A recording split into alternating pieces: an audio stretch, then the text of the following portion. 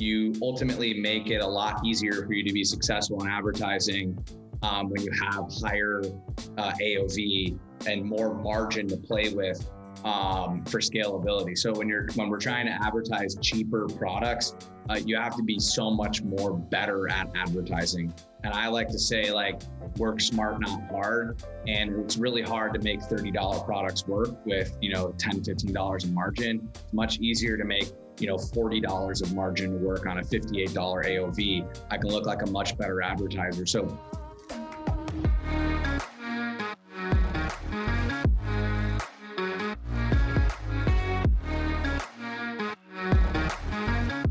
listening to the Rich Ad Poor Ad podcast, where we break down the financial principles that rich advertisers are deploying today to turn advertising into profit and get tons of traffic to their websites without killing their cash. These advertisers, agencies, affiliates, brands are responsible for managing over $1 billion a year in ad spend. You'll hear about what's working for them today, their rich ads, and we'll roast their epic failures and crappy ads on the internet with poor ads. Let's get into it. All right, everybody, we're back in business with another episode of the Rich Ad Poor Ad podcast. We got your host, Dylan, and Zach in the house. Zach, what's good, my man? Dude, I'm pumped. This is going to be a great episode. This guy, today's guest made the jump, like there's so many folks that never make this jump. They start an agency and they look up a decade later and they're just focused on getting one more client this quarter, one more client this month. So yeah, man, I'm excited to chat with him on how he did it and how he did it so quickly. Right. So yeah, man, thanks for getting today's guest on, Dylan. This is going to be a good one. Yeah, I'm freaking pumped, man. I text this guy. That's how close we are, Oh, I had to have met, this specific guest maybe 2 or 3 years ago. He was speaking at an iStack event. He was dropping knowledge bombs, and it's kind of cool how we got connected. But, the one and only Colin McGuire, he is the CEO over at Boomn, an 8-figure e-commerce brand portfolio. And Colin leads a team of 25. Boomn. Yeah, a little Boomn. I need you to say the word Boomn, Dylan. It's just like, I love that. Well, yeah, so they grow e-com businesses, and he's been featured in Forbes, Inc. magazine, and tons of other top publications. And shoot, last year alone, they generated over $45 million in revenue for their clients and brands they partner with, essentially. So I'm over here sweating. We got the hype is real. Colin, what's good, my man?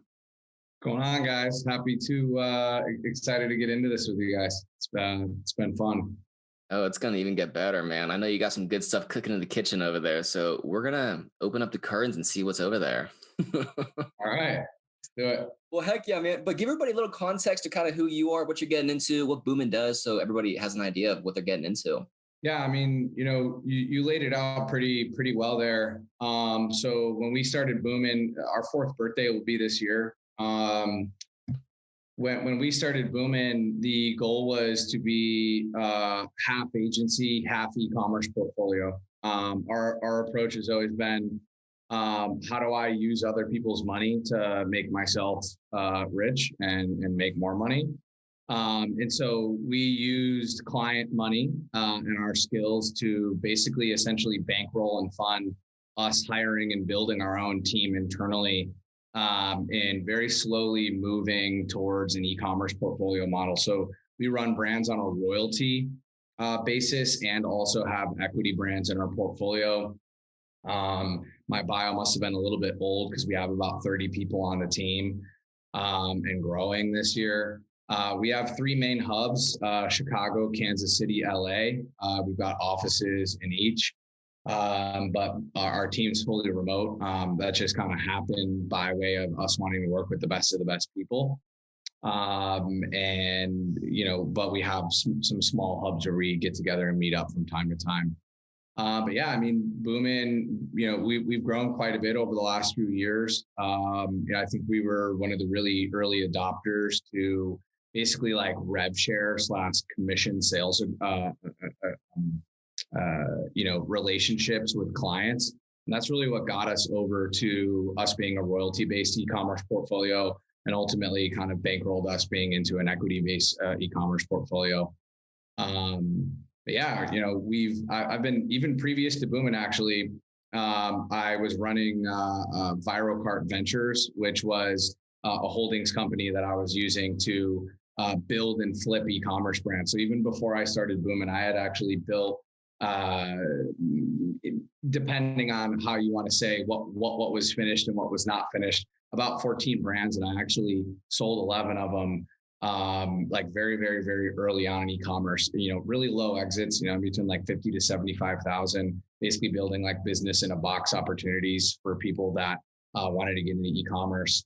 And then kind of got into the consulting side of things, helping, traditional CPG brands that's selling in brick and mortar to go direct to consumer online. And now we're here.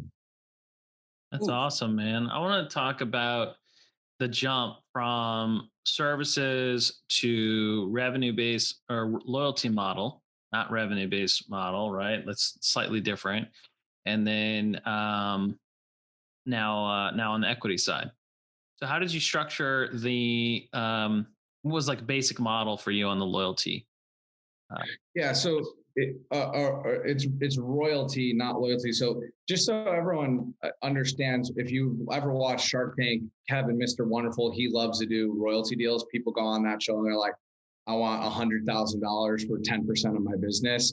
And then Mr. Wonderful says, how about I'll give you $100,000 for 6% of all of your sales, right? So a royalty can either be like a per widget spiff, so a per product spiff. So if I send 100,000, widgets, then I have a $1 per widget royalty. Then you have to pay me $100,000 for selling and manufacturing 100,000 widgets. And then the other way is percentage of revenues. Typically, it's on net revenue, not profit. So revenue after discounts, breakage, after discounts and like refunds and exchanges, typically. And that's how it works in the D2C model. So the way that we made the pivot, it wasn't even really a pivot. It was kind of planned all along. Just like I said before, Boomn, I was running an e-commerce portfolio, building smaller brands, but didn't have the funding available to me, and knew that I wanted to build like a long-term team that I could go toe to toe with major D2C brands and ultimately disrupt. The goal is to basically disrupt a space, which I'm pretty confident we have one of those right now on its way. But the way that we transitioned was, if you think about it, if you're good at running Facebook ads, if you're good at doing email marketing, if you have a small team of freelancers that you're managing and you can essentially get paid $10,000 a month to do that work, you can essentially then afford to employ and work with and build systems and processes and refine your skills as a group together for $10,000 a month. Maybe you add 3, 4, 5 more clients. You're starting to do $50,000 a month, let's say. You can use that money and that savings to go and hire more people until your team's more and more built out. And then eventually, start saving enough money to build and or buy your own brands. Or once you build out your team enough, which is what we did, we were able to start, so we built at Boomn, we have full customer and fulfillment operations in-house. So we do all of our own inventory management. We have all of our own domestic customer service teams here in the United States. And we also do fulfillment vendor management. And then in addition to that, we have all things related to marketing. Content production is here in LA. We have, media buyers on all major platforms. Of course, we have the full design and creative team. We have copywriters, email marketers, influencer marketers, influencer marketing specialists, social media managers. We're fully integrated. Project management, and we used client money on the agency side to build our team to the point where we could start negotiating with these brands for a royalty. Hey, I will step in and run all of your marketing and all of your growth, including customer operations, for, let's say, 10% of current revenue. So the point where we're not nickel and diming, no one's nickel and diming you. So they were able to get rid of their customer service teams and multiple agencies, or we were able to get to the next level where we need to go and fully integrate our team into what they're doing. And when those deals get structured, it's typically either a sales commission service agreement, or you go the full royalty, you go the full royalty partnership agreements, angle, which typically comes with a royalty buyout agreement. These royalty buyout agreements basically state that, when and if you decide to part ways, you are typically paid a fee. Typically it'll be something like, a fee equal to the average of the last 3 months times 6, let's say. And so then these fees, there's shotgun clauses in place. So if they get acquired, they exit, they want to part ways in the relationship. I'm basically dedicating a lot of my team and have a lot of liability, employment liability in these brands as well. And so both parties are protected from these agreements. So that's kind of how we structure those deals and how we have aligned ourselves into doing royalty-based stuff. I love also just the focus on the royalty model over sales commission, right? It's like sales commission is just another way to get cash, but the royalty buyout agreement allows you to build in some equity on your rev share deals, right? And there's all kinds of ways that like a ton of agencies have, they get ecstatic about these revenue share arrangements, but they're just another way to like justify a retainer. And then the rule of large numbers kicks in and they're like, wait, what? We're paying you like 50 grand a month. Like, let's renegotiate, right? And so your royalty buyout agreement is super smart. Yeah. Not only, I appreciate that. Not only do people love to renegotiate, but mostly people actually like to renegotiate when they feel like you're getting paid $50,000 a month for not providing enough value and they're still having to hire as they grow and their expenses are getting larger without your expenses getting larger. Think about it. We're doing all influencer outreach. We're managing all social media. We're producing and shooting all of our own content. We're doing all of our own media buyers. We have our full suite. We have a full design and creative staff that specifically specializes in content for D2C brands, right? So every single month, like we get paid $250,000, $350,000 a month, sometimes during like Q4 for some of our big brands, right? Like think about the fact that we're providing, like there's nothing that these other brands have to do, right? And so we're running, like we are a strategic partner in the sense that we're running their company with them and or for them alongside them, right? And so they don't have to go and hire these other these other roles in order to get there. Yeah. What are some of the clauses that you put in place to protect yourself, right? Because you are making those investments, which in a lot of cases could be considered equity investments, right? But you're getting it out of a royalty. So what are some things where downside? Not necessarily. There's really no equity at play. You can draft up a service agreement. By the way, none of this is legal advice. I hope everyone listening consults attorneys, and I don't want to end up on on the news. Yeah, but there's a lot of different ways to structure these deals. There's no one way that's right for anyone. When you have a more mature team and business model and more mature systems and processes, and you have the financial capabilities to work with attorneys at a really high level and actually have enough leverage to negotiate with these brands, you're playing at a little bit of a different level. Now, I think most of the people watching are going to be in like the earlier middle stages of trying to consider doing something like this. So we'll go like the service agreement route. You can write in shotgun clauses into a service agreement where if, two people part ways, the two parties part ways, that there's some sort of fee involved. And that's a really early way to get it. Now that fee can be calculated a number of different ways. I spoke to the ability of, averaging the equivalent of the average of the last 3 months of payment times 6. So you're getting 6 months worth of compensation based on how the last 3 months went. There's also a lot of other creative ways to do the deals where it's just a flat fee, right? Those are sometimes a little bit more scary for a lot of brands when you're starting off with them small. And also, there's another way to just write it in. It's just like, hey, with written notice, we have we're going to get paid for 90 days based on whatever revenue you do with or without us. When you're doing these types of service agreements, though, one thing to note is, an agreement is just an agreement between two people. And, I can say F you to anyone, just like anyone else can say F you to me, and you can go to a lawsuit. So lawsuits are time consuming, they're expensive, they take much longer than most people realize, and agreements are made to essentially be broken at some point in time. And so when you're doing these, make sure you're not just working with a low level attorney who's drafting up very generalized languages or using generalized language and nothing specific enough. And, you need to have a very, very, very well built agreement in order to pull these off. Otherwise, you're ultimately unprotected. You have a fake shield of protection. Yeah.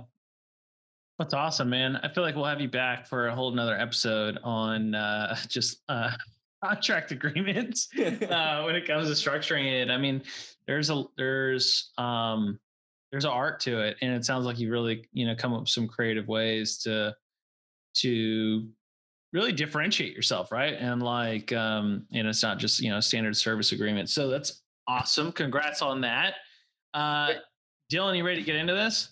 I am, but Colin, when it comes to your portfolio of, brands, how many do y'all have right now? And with y'all's, 30 little boominians, I'd like to call them, what's y'all's bandwidth essentially?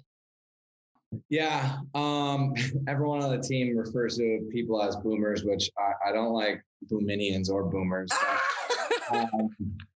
Anyways, we have 12 brands currently. We have 2 brands that we're in due diligence on acquiring currently, and one that we're building. I talked about the really, really, really long-term vision of, using other people's money to, cash flow a team and, maturing your systems and processes and moving into a royalty model where, you scale up your revenues by, performing better with the group of people you're working on. The next move for us is to build a category disruptive brand, like, Josh from Snow, Josh Olazeche, having a category disruption in teeth whitening or oral care, in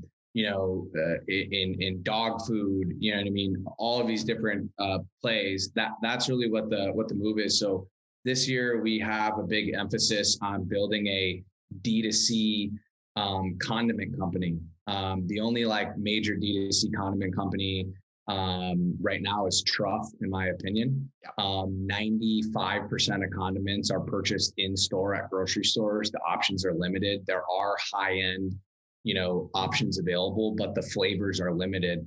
And so we're looking for that small batch, handmade, artisanal, gourmet condiments and dipping sauces direct to consumer, which I've been working on for the last 2 years. And it should be rolling out pretty early this year. Damn. Hell yeah, man. It's cool. I was kind of curious there. So we'll go back to the podcast, but man, we'd love to kind of dive into AKA the rich ad of what's working really good for you right now. So, what's your rich ad in this world of digital marketing? Yeah,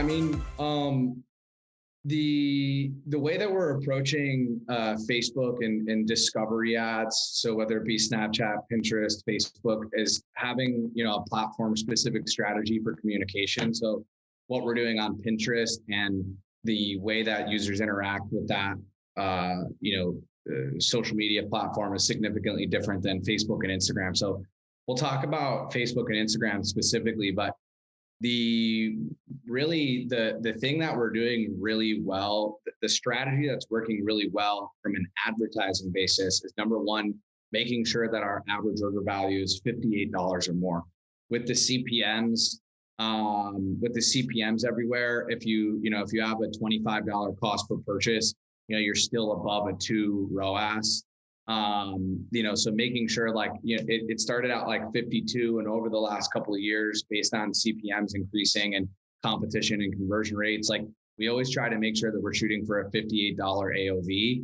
And so that's one of like the cornerstones of success for us on things we're advertising from the D2C space, because you ultimately make it a lot easier for you to be successful in advertising when you have higher AOV and more margin to play with for scalability. So when we're trying to advertise cheaper products, you have to be so much more better at advertising.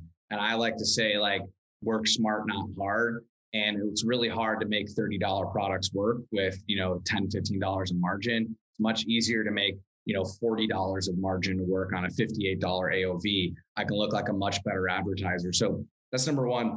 The number two thing is stop discounting, and we're giving free gifts away. Instead of, we do have some clothing brands, which I know is a really popular space. Lots of people sell hats and t-shirts. When you spend $65 or more, you unlock like a decal 3-pack in a koozie. These decals cost 65 cents each, landed in our warehouse, and a koozie cost, 85 cents. And it's a great addition to a hat or a t-shirt or a hoodie whenever they're, so we're incentivizing people spending $65 or more in order to unlock these free gifts. We call them free gift promos. No discount code needed. It automatically gets added to cart. Those are the promotions that are working really well. Now, if you go into, what are we advertising? The reason I brought all that up is because we like to show our best-selling products in ads and then show the free gift offer, right? So sell the product and then make the offer of buy this, get this, like here's this extra bonus kicker.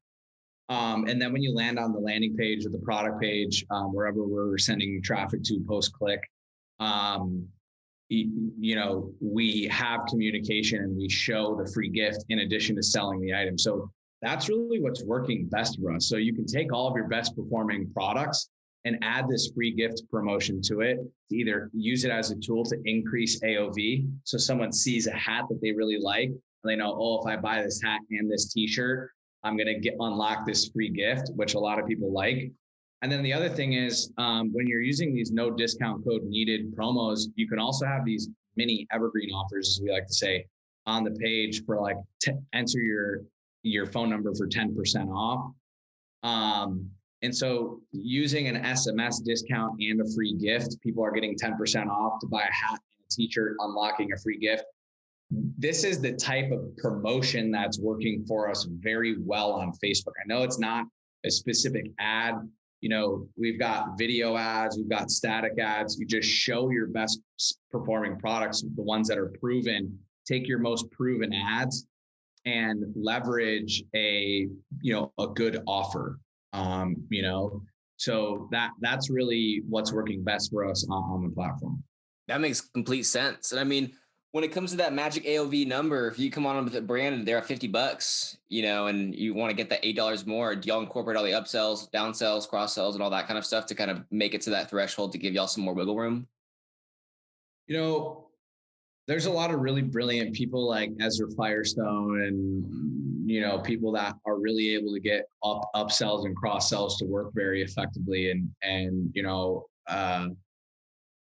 probably you guys as well. Funnel by definition, some of the funnel dash stuff, I think would give you, metrics into that. We've never been a post-purchase upsell or an in-cart upsell group. I think it's kind of shiny object syndrome. It distracts people from what we were doing. We were laying all of our cards out initially. I like a lot of the back end. I like to let my back end do a lot of that stuff. And there's also a lot less variables to measure the impact on when you have post-purchase and in-cart. Again, there's a lot of different ways to do this. That's just my opinion on it. We very rarely do it. We do have some in-cart upsells, but cross-sells and upsells like on-site before or after the purchase in that same session we don't focus on. That makes complete sense. And I mean, yeah, when you get a free goodie, that's a good little incentive there. I fall for the trap weekly, it seems like. So that's solid there, man. This episode is brought to you by Funnel Dash's ad card, the only charge card exclusively for your digital ad spend. And if you're an ad agency that manages 7 or even 8 figures a year in media and ad spend for your clients, and you're looking to double your profits over the next 6 to 12 months, then check out ad card.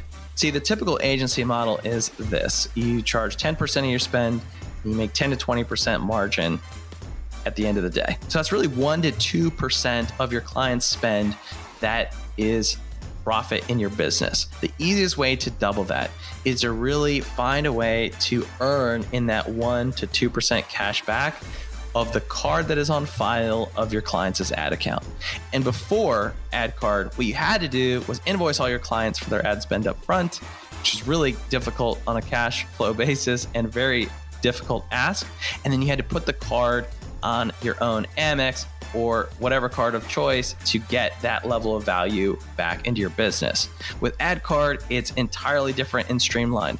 You simply get your clients on ad card and make yourself the agency of record, and you'll get the cash back as long as you're managing the ad spend. It's a great way to double your profit without doing any additional work. Check it out at funneldash.com. Now, while that is working good, we love to beat around the bush to find out what's not working so good. So, of course, with our poor ad segment, what's something you thought would kill it that crashed and burned and maybe lost you a good amount?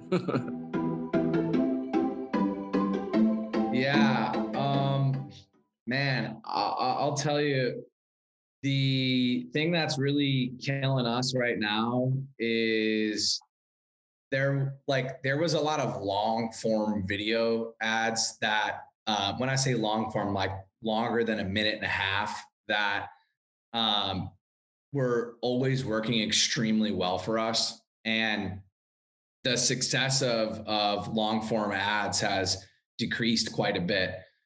We specifically have a like performance cosmetic for eyelashes and eyebrows in the beauty space that we have invested hundreds of thousands of dollars into product testing on a quarterly basis into ad testing alone. And long form video is kind of dying out. I think, people's attention span is not working. It's not what it used to be. People are sick of getting sold to long form. I think that's starting to happen. A lot of people have kind of ruined it or manipulated or exploited it is probably the best word for it. Marketers ruin everything. And I think marketers have officially started to kill, and I've started to see a decline in long form video ads. That's super interesting. Now, with y'all's kind of ads in general, what's your go-to? Under 15 seconds? I know some people have saying 6 seconds or less is killing it for Q4, but what's y'all's kind of sweet spot for what you see that, that's just kind of been more common? Hey, if we need some content pushed out, you already kind of know some of the ratios you want to go for. What's y'all's, goal there essentially? Yeah, we're a big fan of the AIDA copywriting format, whether it be video script writing, video communication writing. It doesn't have to be a script. And so we like to stick to that as much as possible. So attention, interest, desire, action, making sure we have, if you want to get all of those elements, we think that like 15 seconds is probably the shortest amount of time you can be effective in doing that. So we stick to 15 seconds. We don't really go any shorter. 15 to 20 second sweet spot has been performing best for us, I think. Hell yeah. So long story short, long form videos aren't doing as hot as they used to.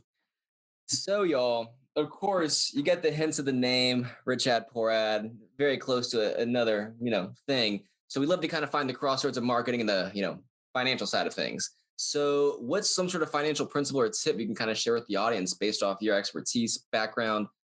Open up the curtains, man. Release the beasts. Financial tip. Honestly, I think a lot of people get caught up, trying to personally like hoard and save money from what they're doing in like the D2C or the agency space or even, affiliates. And one of the things I've learned over the last like 3-4 years has been, you know what I mean, like to pay myself what I basically need in order to live the quality of life that I want. But not to be greedy and to continue to reinvesting in team, because I'm starting to see the beginnings of being able to actually visualize and mentally map and actually work towards those really big fuck you exits that everyone always talks about. And it takes a lot of short-term sacrifices for, you know what I mean, depreciating assets and things like that in order to get to a point where, you have enough capital available to you to take things to the next level. And so invest in your team, like build a team. Like you can go really quick by yourself and with a small team, but you can go really far and do big things with a large team. And so it takes money to get there. Don't be cheap, hire good people. I found that, hiring one very quality person who's dedicated and feels compensated is better than 3, undercompensated people, people that, are not good. And there's really good people at lots of different compensation levels all over the globe. If you're located in the U.S., you can start to use, the value of the dollar, the U.S. dollar, and the exchange rates and the cost of living in other countries. One of the things, Dylan, you just mentioned, we hire in Lithuania. Why do we hire in Lithuania? Because they're, English speaking, they understand Western culture. They're very data driven. They're extremely well spoken. They're educated, and you know what I mean? Like it's a very progressive country actually. And they just work really well. Like it's like working with Americans, you know what I mean? Yet your dollar goes farther over there, because their typical, annual compensation isn't as high. We pay them as if they're Americans, personally, but your dollar can go farther in other places. And, so we have employees in Mexico and so on and so forth, but, don't be cheap, hire good quality people, use the money you're making to reinvest back into your business. The way that we've progressed in 4 years from very small agency doing low level work to having enough working capital to buy and acquire businesses and, bankroll a fully integrated e-commerce team operating 12 businesses was constantly reinvesting back into the business and paying my people first before I was paid. Knowing that, my big cash out day is someday in the future, and, it'll be enough to share with everyone on the team as well. So that's kind of been my thing, like reinvest back into the business, have a big vision and stick to it. And, like Zach was saying earlier, just like, don't be afraid to take the jump. Like, don't get, you gotta wean off the teat, of the good cash flow from agency life. Oh, this has been amazing, man. Thank you so much for sharing like that journey. And it's pretty cool stuff that you're up to. I'm excited to see what you do in the condiment space. I really think somebody needs to do some more bacon ranch condiments. I got you. I got you, man. Okay, great. All right, good. I'll be one of the first people that I send a condiment box to. I want some UGC. Makes the worst videos. Makes the worst videos. Who's this 34-year-old dude? It's like, oh my gosh. Colin, how can people get in touch? How can we support you on what you're up to? Yeah, appreciate asking. I'm semi-active on Instagram at Colin Magoo, MCGOO. But yeah, search me on Instagram, Colin McGuire. If you want to chat there, I'm probably most responsive there. I'm very bad at email. Don't really look at Facebook too much. Not on Twitter. So I remain pretty focused on what I'm working on. So reach out to me on Instagram. Would love to answer any questions and connect with you guys.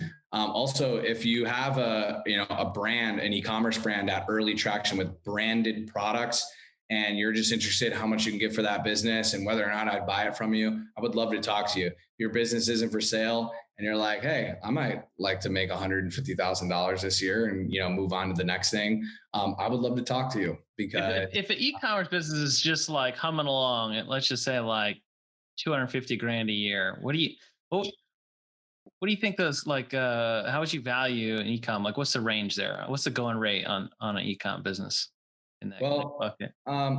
The traditional way to value a business is based on at least having 24 months of profitable history and or revenue history at all. A lot of these young DTC brands don't have that. So the traditional model of taking your EBITDA and, giving like a 3 or 4 times valuation on net profit, including owner compensation, is typically not a very good model. It depends on a lot of things, like, is there IP involved? Do they have, are they manufacturing something? Is there a lot of competitors in the space? Is it an original product? Can I get IP in it? But all things said, if you have a young business and it's done, $25,000 to $50,000 in profit over the last 12 months or more than that, about a 3x valuation to buy that. Plus you get paid on, whatever inventory you have, at or slightly below cost sometimes, based on, whether or not you can negotiate to get paid, for your shipping of that inventory. But, a lot of the sweet spot deals, we like brands that are doing that $250,000 to $1 million a year in revenue. And those are great deals for us because we can self-finance them. Yeah, no, there you go, man. Pocket 100K, 200K, hit up Colin, go live on the beaches for 12 months, go start another D2C brand, sell to Colin again. It's a never ending cycle. I'm here for that. I'm here for that. Awesome, man. Well, thank you so much for your time. It's been super, super helpful. And we'll definitely have you on the Rich Dad Poor Dad podcast again soon. Thanks, guys. Appreciate it, Zach and Dylan. Have a great day.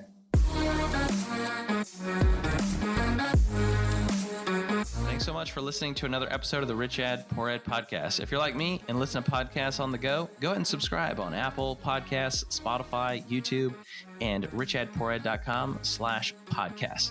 And if you absolutely love the show, go ahead and leave a review and a comment, share with a friend. If you do, take a copy, screenshot of it, email me, Zach@funneldash.com, show me you left a review, and I'll give you a free copy of the Rich Dad Poor Dad book. To learn more about the book, go to richdadpoorad.com. To leave a review, go to richdadpoorad.com/review. Thanks again.